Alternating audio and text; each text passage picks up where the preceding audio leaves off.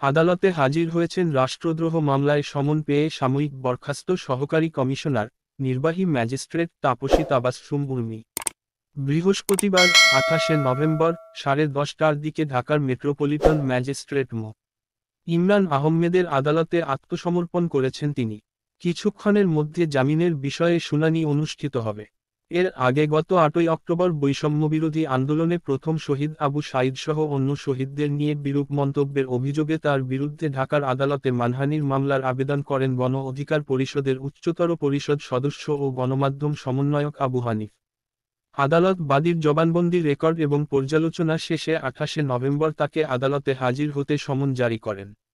মামলার অভিযোগে বলা হয়, গত 5ই অক্টোবর তাপসী তাবাসসুম ফেসবুকে একটা পোস্ট দেন। সেখানে তিনি আবু সাঈদ, অন্তর্বর্তী সরকারের প্রধান উপদেষ্টা নোবেলজয়ী অর্থনীতিবিদ ড. মুহাম্মদ ইউনূসকে নিয়ে বিরূপ মন্তব্য করেন।